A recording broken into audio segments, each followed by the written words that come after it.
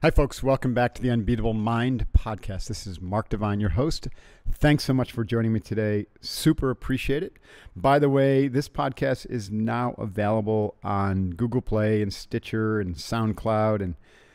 And what was the other one, Jeff? There's another one that's really... Spotify. That's right. It's available on Spotify. Isn't that pretty cool? At any rate, it's been on iTunes for years, and we have 500, 600 five-star ratings on iTunes, which is awesome. Thank you very much. But some of these other platforms, they're kind of sad because they don't have many ratings and other people can't find the show. And we want more people to find it on those platforms. So if you listen to it on one of those and you like it, like the podcast, then please rate it. If you don't like the podcast, maybe don't rate it. At any rate, appreciate you doing that. I am super excited to talk to my friend and fellow breatharian, Dan Brulé. You might recall, probably not, most people listening to this weren't listening 3 or 4 years ago, but Dan was on several years ago. He's been at SEALFIT headquarters several times. We've done a lot of work together. He's been at our Unbeatable Mind Summit before. We love Dan. He is a master of the breath. He travels all around the world. In fact, he's sitting in his boxer shorts in Lithuania right now, or where are you, Dan? I am in Eindhoven in the Netherlands. I was in Lithuania this morning. Okay. And tomorrow you'll be where? I'm going to be sitting in here in the Netherlands for the next 10 days. We have about 10 days of programs in 2 different cities, so I'm hunkering down for the next 10 days here. Well, enjoy being in one place for 10 whole days. Yeah, it's unusual. Dan, you work with like elite athletes. You work with elite motivational speakers. Thinking of one in particular. Last name sounds like Obbins. You're a master of the breath, of prana, and so let's get into first, like, how you really got into this. Like, what was it that drew you to the breath besides staying alive, and really began to use it as a tool for therapy and for spiritual development and that kind of stuff? Yeah, it started in kindergarten. I was raised in the Catholic Church, and every Friday, the pastor of our church would come around to the classrooms. And I remember the first time it happened, the nun who, the old-fashioned nuns had these big white thing and these giant rosary beads hanging from them and a gigantic stainless steel heart hanging from their chest. And they were dressed in black. And for a little kid, this was like, wow, this is a sight to see. We were in awe of the nuns.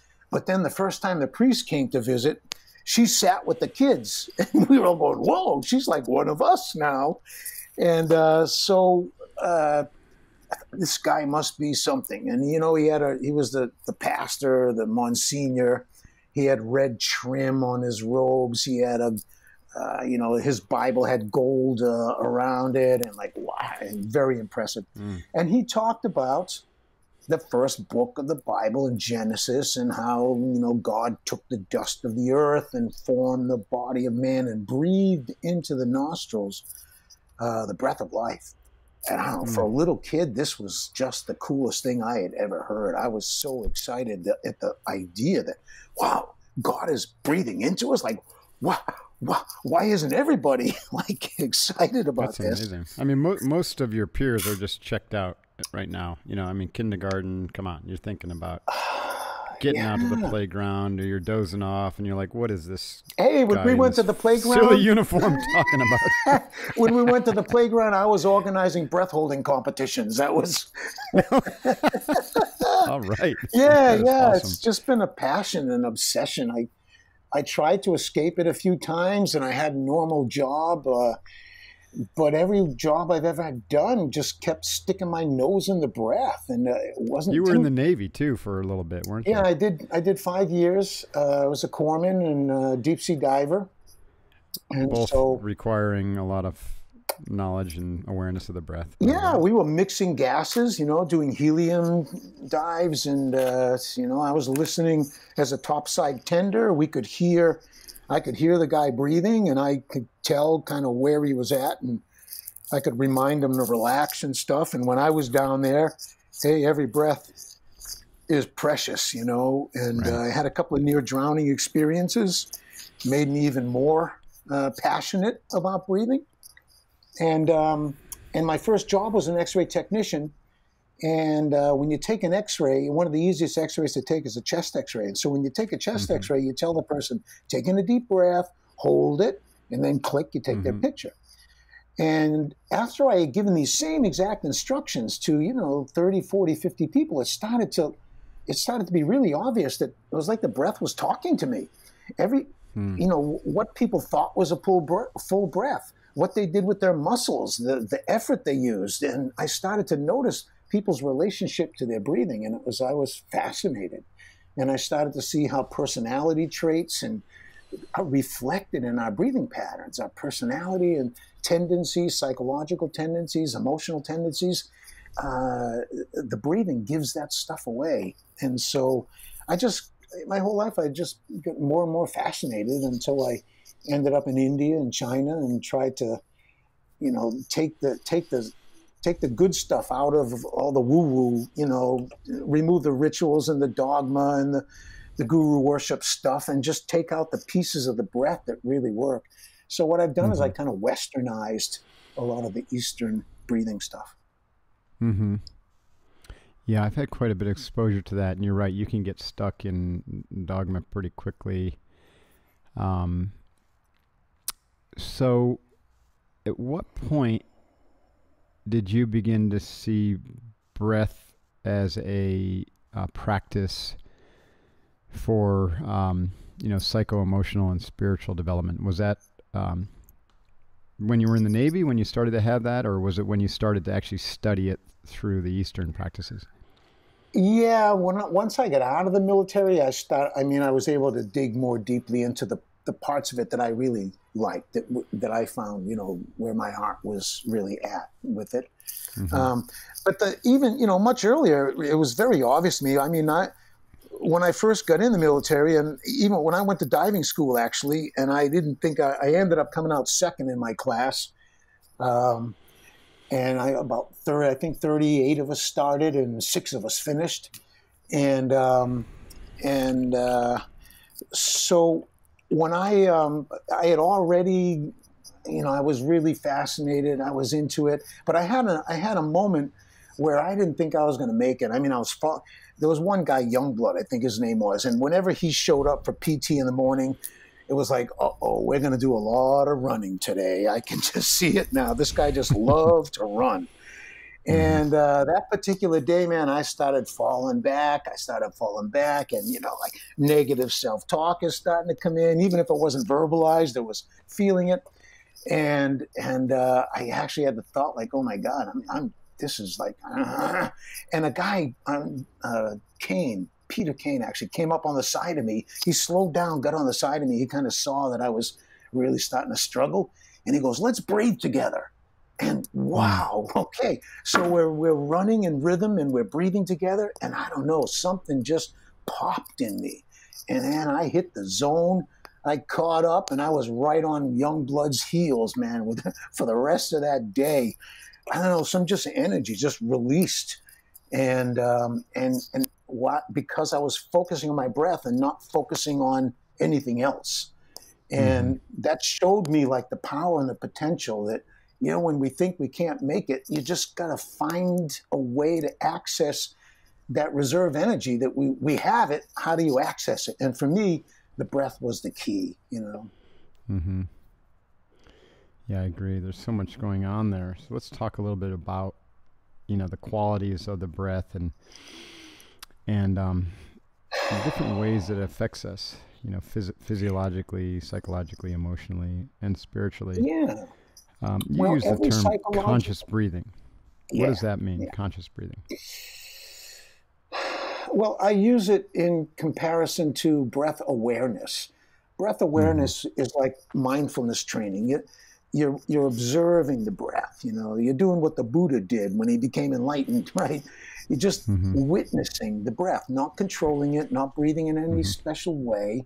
So I call that breath awareness, as opposed to conscious breathing, which is where we take over. We breathe in a certain pattern. We breathe with a certain intention. We give the breathing a certain quality. We regulate. We control the breath. So conscious breathing for me, that's that active part of breath work. The passive part is breath awareness. The active part is conscious breathing. And so for me, it's no coincidence. Breath awareness is something you're doing with your mind. Conscious breathing is and you're not doing, you're the witness, you're the observer, you're sensing, you're coming into the present moment. It's like meditative awareness, you could say. It's mindfulness training and using the breath to focus and center, bring the mind into the present moment. And there are many other ways to do that, but I think when you use the breath, you get extra benefits that you wouldn't get if you were meditating on a candle or repeating a mantra, or other methods of meditation. So it is meditation, but it comes with some bonuses, And conscious breathing is where we're not passive. Now we're the active participant in the process. And what excites me about that is that every psychological state, every emotional state, every physiological state has a corresponding breathing pattern. I mean, we already know that. When we're peaceful and calm, our breathing is different than when we're upset and anxious. And the magic is it's a two-way street. So you control the breath, you can control your state. And that that opens up all kinds of stuff. It puts we get a handle on things that we might not have thought that we could do anything about. We can hack into our brain, we can hack into our nervous system. And so that part of it is exciting. And I don't think that's an accident, that the breathing is totally automatic and it's completely under our control. That's not an accident of nature. That's not a coincidence. That's an opportunity. That's an invitation for us to take part in our own nature, our own evolution. I love that. Yeah, I agree with that. So unconscious breathing is just, your body will keep your brain will keep you alive by just, automatically triggering breath. But when we become aware, then for survival, right. And most people are in that survival mode, to be fair. They're just kind of getting through things. And so they don't have to, they don't have time to worry about the breath because they're in that survival mechanism. But when you can step into a place where you have the great fortune of taking responsibility for your evolution, so you either have an awakening or you're in a time and place where it's plausible and you have an awakening. Because to be fair, between you and me, if you and I were in Syria and we were worried about our next meal or our next firefight, then and we hadn't had the training of a Navy SEAL, then doing breath consciousness training is probably the farthest things from our mind. You know what I mean? And unfortunately, until someone tries to take it away from you, until you have difficulty with it, and then you suddenly find the time and the interest in doing something. Exactly. So that's the thing about breathing too. I think there are two key motivators in life: desperation. You get to the point where you just can't go one more minute living a certain way. And then on the other side, and that motivates people to finally do something. And the other side is inspiration, where you have some kind of an amazing experience that just changes everything about how you look at life and look at yourself. And that's the motivation I try to create in people with the breath. Because you can breathe in certain ways and you can create an experience for yourself that is remarkable and life-changing and consciousness altering, and it motivates you to see, wow, what else can I do? How far can I go with this? What else is possible? Yeah, I love that. And for people who are new to breath work, those types of experiences are real heart openers, so to speak. I was going to say eye opener, but it's more like a heart opener. And like you said, can be the beginning of a whole spiritual practice. Yeah. For neat. People who aren't spiritual, they suddenly find themselves going, wait a minute, how do I talk about this experience? And they have to borrow language from the spiritual religious world, you know, to describe, try to point to what it is that they experience. I love that. I love being with somebody who has this mind-blowing, heart-opening experience, and they're struggling. You can see their mind is struggling to try to find a context for it, you know. Let's talk I just about say, just enjoy it, just feel it, just relax. Just go along for the ride. Call it what you like, but just Right. Don't get wrapped up in the semantics. So for someone who's listening who hasn't done, you know, like we call it breath empowerment, we do them at the end of our trainings, 45 minutes of, you know, constant, you know, fairly intense breath. And I've done a really nice extended breath training with you. And you know, these experiences, there's a lot going on, right? There's the physiological effect, there's the mental, the intuitive, the, you know, what can be characterized as a spiritual experience. So what's your take on what's happening here, you know, for someone who's like, I don't really know what you're talking about, Mark. I've never experienced that. Yeah. For me, the most spiritual people I've ever met have been the most conscious. And the most conscious people I've ever met have been the most spiritual. So maybe there's no difference between being conscious and being spiritual. I mean, I think at a time in history or in the past, and still in the animal kingdom, like who survives? The strong and the fast. And that worked okay until smart came along. And then it didn't matter how fast or how strong you were. Smart is who survived. But now, I mean, hey, some of the worst crap happening on the planet is being perpetrated by incredibly smart people. And so smart, strong, fast, and smart isn't enough anymore. And I think now and into the future, who's the most conscious? That's who's going to survive, you know?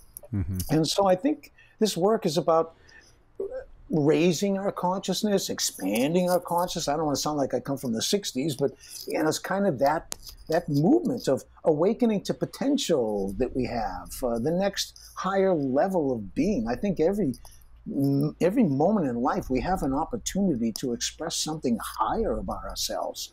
And if we're leaning and how in do that we direction, qualify or quantify? That's where I was going to go. How do you know, I'm listening to this and I'm a preneur, I'm a tech entrepreneur, and at Google or let's say Facebook is a better example.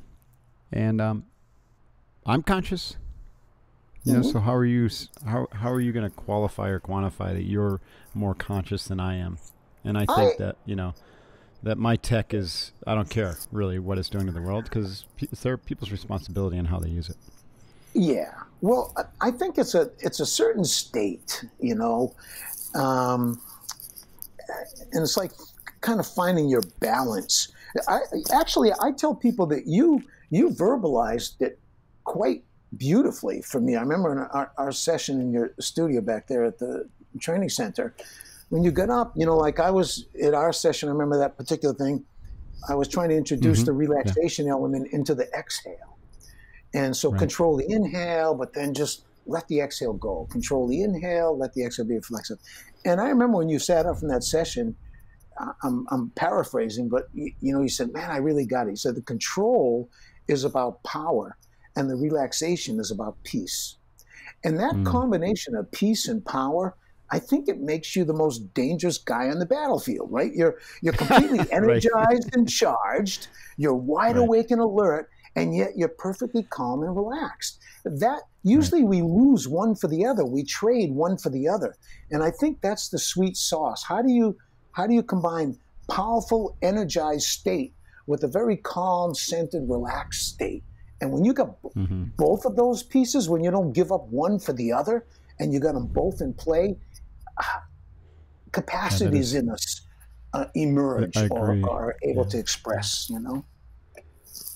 And so both of those qualities have expansion to them, right? The ability, and you can look at like a master martial artist and say the quality of focus has expanded so much that he can penetrate, you know, another, let's say an attacker, and know his thoughts or her thoughts. Ooh, that's interesting. So you can say, well, that's expanded capacity. I get that. Consciousness is expanded. But then the awareness part is, you know, the equal and opposite energy, to where if that expands, he can, while he's knowing the mind of his attacker, he can experience someone walking into the room, 30 yards behind him, and know whether that's a friend or a foe. Yeah. That's the experience of expanding consciousness from a martial arts perspective or a warrior perspective.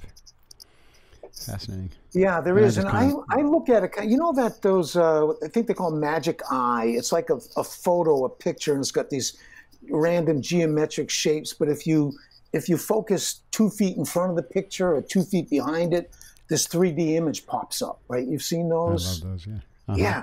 Well, so, we do something with our vision, and suddenly something that's there appears to us. It's there all the time, but we didn't quite know how to focus in a way to bring it out. And I think that spirituality is something like that, only it's on the feeling level. It's on, and see, I think the way it works is that breathing awakens body intelligence, and breathing awakens heart intelligence. And when you add that to mind intelligence, I think you've reached this spiritual kind of zone. You're not being driven by your head. You're not just following your primal gut kind of feelings, and you're not just totally into your heart. You got all three: mind intelligence, heart intelligence, body intelligence. And when all those things wake up, we enter a certain state that you can't enter if you're just relying on your head, Yeah, and not just wake up, but also integrate and work in harmony as opposed to in opposition. Well, breathing they're in opposition. Let's say when the intellect dominates, then the intellect is going to try to dominate the heart or the gut, or interpret instead of engage those emotions and those intuitive signals, right? Yeah. And you know that book Stealing Fire, Kotler, and I forget the other, right? I mean that Jamie acronym Wheel. they got STIR, a sense of selflessness, timelessness, richness of information, and something you can only call like a spiritual experience. I mean, breathing just turns that experience on in people.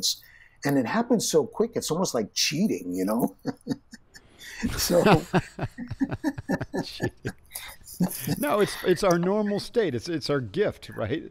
Everybody should be doing this or using this. Yeah, and another piece of it is more and more is about relaxation. I mean, and really relaxing. I've been playing a lot with Stig Severinsen. Have you met Stig? Oh Stig yeah, Severinsen? I met Stig. In fact, I feel kind of bad. I'm glad you brought him up. I wanted to shout out to Stig because he came through Carlsbad and he was trying to get a hold of me. I was out of town, but I got a bunch of calls and texts from my team saying Stig was I come wanted by you and do guys some work, to and get I together. didn't see him, unfortunately. Yeah, I wanted you guys to get but I will say I was inspired to. Someone sent me a copy of a video that he created where he's in the bottom of this massive float tank, and it's. Do you know what I'm talking about? It's just this amazing video. He's got a few out there. I don't know. I'm going to have to post it on this podcast it's worth everybody watching this. So I'll post the link to it. But and he's basically standing at the bottom of this pool, holding his breath, and then he floats. Kind of goes through this dark tunnel, and ends up at on this ledge, and then he sinks to the bottom of this tower, and this is all underwater, and then he grabs this hook that draws him to the top. And all of the time he's like narrating, and he's underwater. He's holding his breath for minutes. Of course, he's got like a 21-minute breath hold, which is extraordinary. Yeah, 22 minutes and 10 seconds. 22 minutes and 10 seconds. Yeah, which most people don't think is possible, but that's the power of the breath, right? And the main, especially recently, more and more, I'm realizing that the power of relaxation. And Stig and I have been playing with this and talking about it a lot. That it's not just a matter of being relaxed or not relaxed. There are levels of relaxation, right? And I point out a really interesting phenomenon. The average person's reaction to relaxation is sleep. So it's like if I start to relax and I relax more and I relax more, pretty soon I'm sleeping. And so when I thought about that, I realized that means that we are literally fast asleep during the most relaxed moments of our lives. We've never even been awake to experience that relaxation. And the first time someone is wide awake and profoundly relaxed, a certain state dawns on them, and they can only talk about it in spiritual language. It's a very natural state, but for some reason it's very rare. You know, we have the kind of consciousness that's so busy and so active that our body can't really relax until it shuts us off. So, you know, nature shuts our head off every night so the body can recover. But if we could quiet our mind and then relax and relax and be awake at the same time we're in these profound religious, relaxed states, it feels like a peak religious experience. And that's what I'm trying to move people to more and more, because it's a very natural state and it's a simple state, but we have to do something. We have to quiet our mind and we have to be able to relax a little more than we normally do. And I found in my work in psychotherapy, I'm not a psychotherapist, but breath work is so therapeutic that you can't help but be helping people deal with these kind of psychotherapeutic issues when we're playing with their breath. And the key to, if you can relax in a moment when you never could relax before, something is possible for you that was never possible before. It's not complicated. But there's a certain point beyond which we can't relax. Because if we relax into that point, all this crap from our subconscious is that we've tucked away is going to come up and muck up our waking consciousness. So most people are putting a lot of psychic energy into keeping certain things down in their subconscious. And breathing has a way of unlocking that. You know, our subconscious mind is like a high security prison. And as soon as you approach the walls, flags go up, alarms go off, guards head to the towers. And so when you breathe and relax to a certain point, you unlock all that subconscious material. And at that point, you need the breathing and the relaxation skills to manage it and process it and navigate it. And it's quite exciting when it happens, because a lot of energy is liberated, energy that went into suppressing emotions and stuffing early memories. That takes a lot of energy. And when that stuff is finally released, all that energy is liberated. And you feel more alive, you're more creative, you don't have to sleep as much. And so I'm always looking for, you know, what's the most benefit we can get from breathing? Hey, you can get rid of your headaches, fantastic. You can lower your blood pressure, okay. You know, you can deal with fatigue and pain, all great uses of working with the breath. But I'm always like after, you know, what's the maximum potential here in this moment and in this, you know, in this situation? And let's keep leaning in that direction. And I have to be honest, I use that. You really planted a seed in me about, you know, I've always been part of the school, like pushing yourself through fears. And I can remember you, I don't know if you said it, read it somewhere, you don't have to push yourself through your fears, but you got to lean into them. Oh my God, man, that is a game changer. That was a game changer for me. And I've been using it with just about everybody I'm working with. So I owe you a great debt of thanks for that little, just that little something. And it just, oh yeah, jeez. No charge. Thank you. Yeah, you're welcome. There's so much, you know, like I love to look at, you know, you were aware that our training at Unbeatable Mind has the 5 mountains. And the reason we do that is because ultimately our belief is that when the human being operates out of what we'll call whole mind integration, then they're going to be able to perform at their peak. They're going to also be able to be most present, peaceful, compassionate, and caring human being possible. And ultimately that state will access and lead to an evolution to a permanent state of world-centric care and concern, where all of humanity, all sentient beings are part of this interconnected web of, you know, of life, and every breath is experienced as love, right? And so that's really kind of a high-level look. But in order to teach that, in order to explain it and teach it, because we have these minds that need to name and to categorize things, we say, okay, at least what we'll do is we'll chunk it down in these 5 aspects of humanity, or human, what it means to be human, this physical structure, physical body we have, the mental machinations of our mind, the emotional aspect of our mind-body, the intuitive aspects, which are now starting to get into kind of spirituality, but the intuitive felt sense, which includes transrational, or, picking up signals from the outside, like a Navy SEAL on the battlefield. And then, kokoro, which is what happens, what's the experience when we are integrated and then we align with our purpose, or what Buddha would say, our dharma, our calling in life. Those are the 5 mountains. Now, we can look at the breath. I think it'd be fun to look at the breath from the perspective of those 5 mountains, because it really helps people understand kind of how the breath is such a integrating tool when you look at it as a practice, as well as how it permeates all 5 of those aspects of our being. In one sense, you can look at those 5 aspects as kind of like our Russian nesting doll. You could go through the physical to get to the mental, you go through the mental to get the emotional, you go through or use the emotional to experience the intuitive, and the breath is your conductor on the train journeying through these, or up these 5 mountains. It's the principle that literally connects. I mean, it connects the mind to the body. And it connects the subconscious mind to the conscious mind. And it connects us to each other. So the breathing gives people a felt experience of our connection. So it's not just philosophical or intellectual. It's like you get a biological experience. You get a cellular experience that's so real. It's not philosophy or intellect anymore. It's a felt sense of connection. And it makes hurting. How can I do violence on someone else if I feel my connection to them? I'm hurting myself. And so, and I think people really need, they need to feel that connection. Once we feel that, the human connection, a lot of problems fall away. You know Joshua Mance, right? And his amazing story and being shot and killed.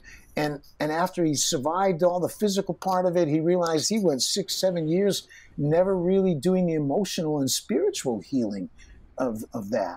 He recovered the other way. And when he finally did, get through that emotional and spiritual healing, his great insight was that the human connection, that's the ultimate healer, is human connection. And if we can't feel it, how can you make use of it? It can't, you have to actually be able to feel it. And breathing, whether you want to or not, you end up feeling it. So it's a great thing. I love on this point. One of the obvious but felt experience insights I had was, we're all breathing the same breath, and so when you inhale and I inhale, we're inhaling life, we're inhaling awareness, we are inhaling consciousness.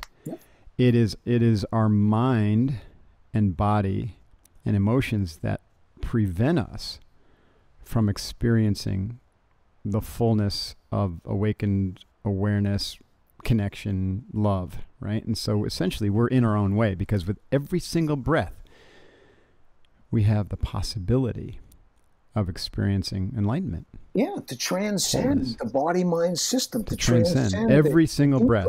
Yeah. Talk about we're a just lot in of our own way. Opportunities, like life just keeps giving us another one and another one. And and Dan, where I was also going with that is now the only thing that's going to change your experience of enlightened awareness and connection and care as a human being versus mine is also your brain and mind, right? And so, and context, right? Because you're going to contextualize things a certain way, and your language is going to cause you to describe it or think about it in a certain way. But to be fair, and all spiritual traditions say this, your consciousness is the same as my consciousness, and that's what really connects us. That's this, the Holy Ghost, is what we breathe in, and then our spiritual center, right, is really the same. Yeah, we're all sucking off the same bubble of air on this planet. It literally connects us, right?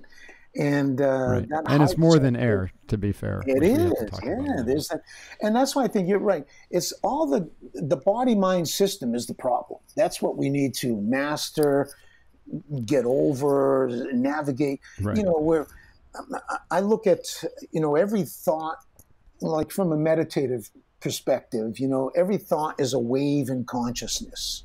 And every feeling and sensation is a wave in consciousness. And every emotion. Or it's a particle. Or a The particle. Tibetan view is that it's a Yeah. particle, and Yeah. the yoga view is that it's a wave. Yeah. Yep. And Yeah. equally valid. Both perspectives are equally valid. And maybe they're the same, Yeah. you know, like, yeah. Right. And Maybe. so if I have a feeling in my body, that sends a wave in my consciousness. And then if I have a mental reaction to that feeling, that's another wave. And then that mental reaction and that physical discomfort creates an emotion, that's another wave. And now my consciousness is just, it's not clear, it's not calm. I can't depend on it. Not until, you know, the water is, I like this analogy about water. You know, water has two interesting properties. It's transparent and it's reflective. But only if the water is pure, only if the water is still. And that's the kind of consciousness we need to develop, is a kind of consciousness that's pure and still. And as long as we are bombarded by feelings and sensations and emotions, and as long as our mind is busy, it's waves on the surface. You know, I can, it's reflective, so I can see myself reflected in the water as long as the water is calm. And so we have to do the work of calming our own inner waters so we can open our doors of perception, you know. And then a lot of things that are right in front of us and have been right under our nose our whole life suddenly open up and go, holy cow, how could I have missed that my whole life? That's awesome. Yeah. I love that. And you know what? I think that gives us a practice. So you know that one of, or maybe you don't, but one of our core practices that includes the breath, but also imagery, is still water runs deep. And so what I think would be fun to do is I'll do a brief intro where I bring people into the still water pond, and then you will pick up with the breath awareness or breath consciousness training. How does that sound? Yeah. And so we'll combine this idea of water as a beautiful metaphor for conditioning your mind and your emotional state to it's not a hack, but it's a practice to get it to be settled and clear and deep. And then from there we can do some real work. Yeah, very practical. So if you're driving, maybe do this at home. Pull over. Or pull over, right? And if you can, close your eyes. If not, soften your gaze and begin to breathe deeply through your nose, gently allowing your belly to fall out or relax on the inhale, and then, you know, just gently pressing in the exhale. Make sure you're getting a full lung of air. And now mentally, you see yourself walking along this beautiful path, and this is in your mental sanctuary. We call it your sacred training place. It's a beautiful place. It's completely pristine, and nobody can go here besides you. It's your happy place. And you're walking along a stream, and you see that stream open up into this broad pond, and it's a beautiful pond, crystal clear, not a ripple on the water, and it's turquoise blue, about 12 feet deep, and it's beckoning you in. It's warm to the touch, and you walk in, you're around your ankles, and then you're around your shins, and now you're at your knees, and you're walking in at your waist now, and then you just lay down, and you begin to just breaststroke over to the center and roll over onto your back, and it's a beautiful day. The sun's shining down. You feel the warmth of the sun in your face, and you see the clouds.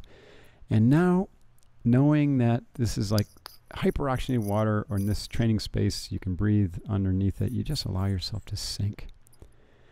As you settle beneath the surface of the water, you're sinking down. You see some bubbles kind of floating up off your clothes. You see the rays of the sun filtering through. And you're going down deeper and deeper, and you feel it getting a little cooler. It's very comfortable.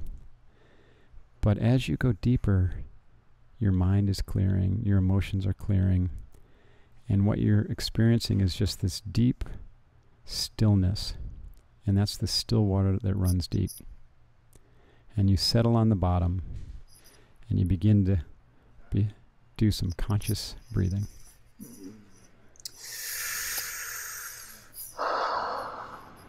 Yeah, so the breathing mantra is open and expand. That's the inhale. and relax and let go. That's the exhale. So very consciously when you're breathing, feel yourself opening and expanding, side to side, top to bottom, front to back.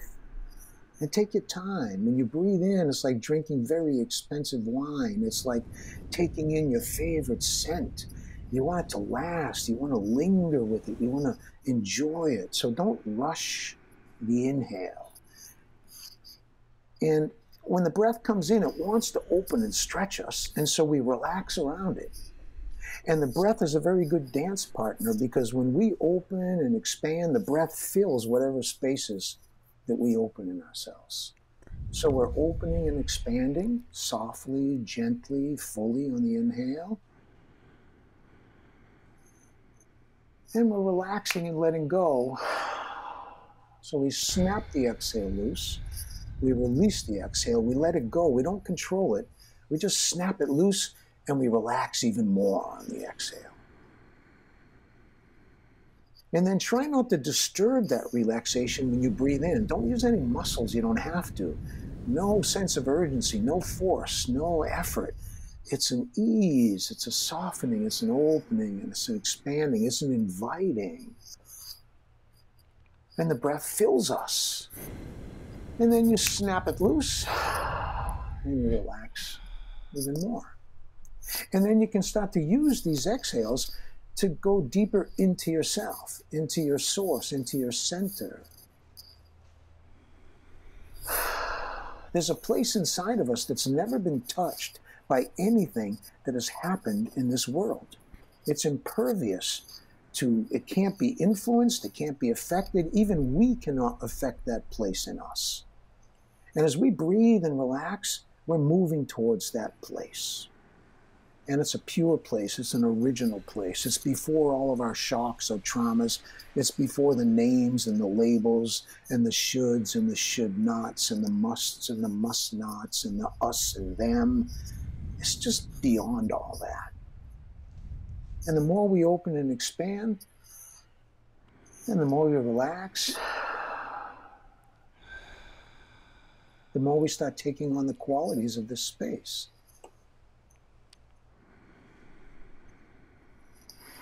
And we want to very consciously and deliberately use our ability to envision, to imagine, to generate beautiful thoughts, beautiful feelings, beautiful emotions. What are the most beautiful words anyone could speak to you? Speak those words to yourself. What's the most beautiful image that you can conjure up? Bathe in that image. Because the ruthless truth is, if we're feeling sad, it's because we're generating the energy of sadness. If we're feeling anger, it's because we're generating the energy of anger. And the same thing for joy and love and peace. These aren't states that we go out and try to seek and find. These are energies that we generate in ourselves and then express them in whatever way our current level of development or evolution allows us to.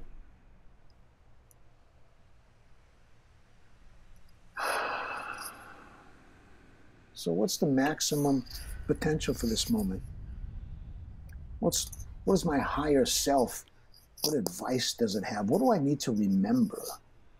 What do I need to remind myself of?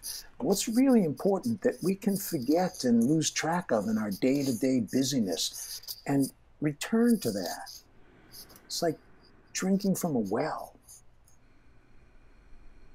It feeds our soul, feeds our heart, energizes our body, clears and quiets our mind, allows us to have a light experience. When we breathe, we're not just breathing air, we're breathing energy, we're breathing light, we're breathing life.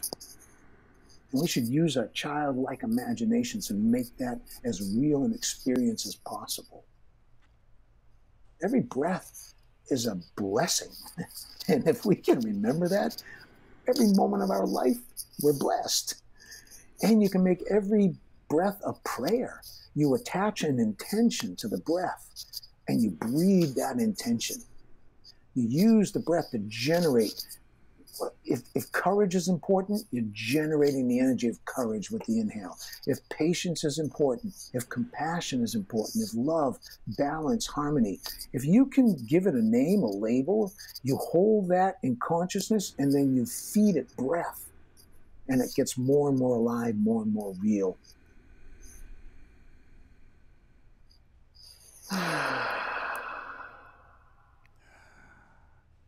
So we muster up the most beautiful sigh of relief that we can and make it as delicious and luxurious as possible.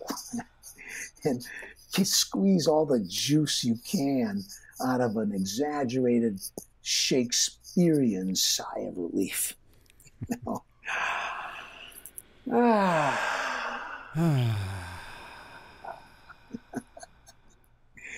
Pretend you're in ecstasy. Your brain won't know the difference between a real or an imagined experience after a few minutes of persisting with a certain focus and a certain quality.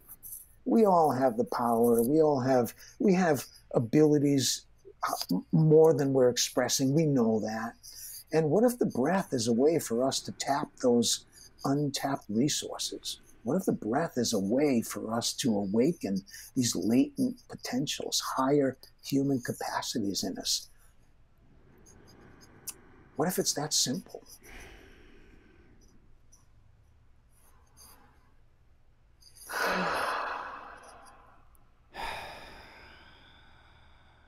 You're on the bottom of the pond. It's time to come out. Put your hands over your heart and you just begin to float back to the surface as you continue to breathe and sigh and experience the bliss, the ecstasy of the breath, and this calm, deeply felt sense of worthiness, wholeness. You belong here. You have important work to do. You are a loving and lovable human being, and you are whole. Experiencing that still water that runs deep inside you as you come and you break the surface. You take a deep breath of the fresh air. You feel the sunlight on your face and you roll over and swim to the side of the pond and you begin to walk out. And soon you're back on terra firma, completely dry, feeling better than you've ever felt in your life. And you just walk on out of this beautiful sacred training space, your sanctuary. And when you're ready, open your eyes and commit to carrying this experience back into the busyness. Oh, yeah. That was beautiful, Dan. Oh, I love it, man. Relaxation is half the work, you know, and right. Hey, life is supposed to be about joy, about ecstasy, about delight, about peace. If we don't take time to actually touch on those emotions and those energies, then who's going to do it for us? And you know, when you feel wonderful, you end up doing really good things. And it's easy. Your performance will go through the roof. Oh, yeah. Right? Awesome.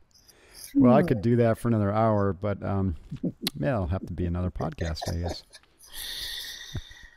Yeah. Thank you, Dan.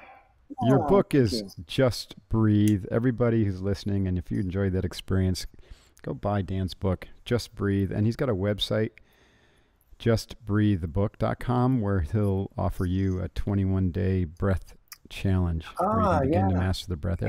Every day you'll have a different. What are some of the exercises that you offer? Yeah, well, box breathing is among them. The triangle breath. I like to start people with the triangle breath. Inhale, exhale, pause. Mm-hmm. Inhale, exhale, pause. Mm-hmm. That's nature's way of breathing us when we're sitting at rest. And so when we breathe in that way, we're aligning with our nature. We're coming into harmony with our nature. So I have people play with that triangle, grow the triangle, make one leg longer than the other, lengthen the legs. Mm-hmm. So that inhale, exhale, pause, inhale, exhale, pause, and just do that consciously and do it at a pace that's really enjoyable. We also take away the pause and we do circular breathing, connected breathing, continuous breathing. So you just give yourself the sense that a wheel is turning in and out, no pauses, no gaps, and get into a smooth, continuous, circular, rhythmic flow. That is so powerful practice. I love that. Yeah. That's like our tactical breath. Same thing. Exactly. Yeah, exactly. Awesome. Beautiful. Well, Dan, thank you for doing what you do, and thank you for your friendship. And I really enjoyed breathing with you. I know everyone else who's listening to this did. And if you didn't do it because you're driving, then go back home and do that part. It was awesome. Yeah. And breathe with the people you love. You know, people who breathe together, they connect at a very deep level. Breathe with the people you love. Synchronize your breathing. It's a simple thing. But boy, when people's breathing synchronizes, a lot of other things about them synchronize. So make use of that tool. Yeah, that's true. We breathe at our company before every important meeting for 5 minutes or so. Yeah, well, you're enlightened, brother. It's an honor to know you. Honest to God, I tell people, man, you know, you got to have someone in your life who's got a real head on their shoulders, got real guts, real cojones, and a big heart. I mean, God, that's you, Mark. I just love it. Thank you so much for what you're doing in the world, man. Thanks, Dan. Wow, I appreciate that. Yeah. I appreciate you too. All right. Well, like I said, we can sit here and do this forever, but we got to get going here, and I got to let you go because you probably have a seminar to run. I do. Go do some breathing. Yeah. All right. Well, good luck with that. Thank you. And come by when you're in San Diego. Yeah. Definitely. Thank you. Yeah, say that again, because I think I talked over you. Said thank you, everyone. Yeah, really. Thank you, everyone who's listening.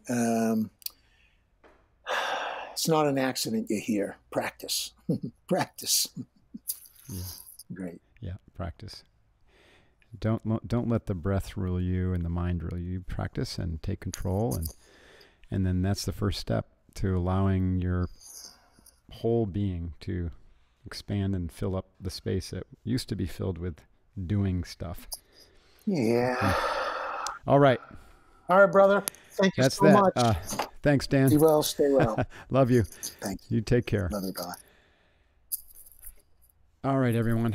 Wow, that was special. Thanks, Dan Brulé. Check out his book, Just Breathe, and go to justbreathebook.com for that 21-day challenge. And thank you for your support and for supporting this podcast. I just learned, I don't even track this stuff, but I just learned that we were the #1 rated podcast on Amazon, or not Amazon, but iTunes in the health category. How freaking cool is that?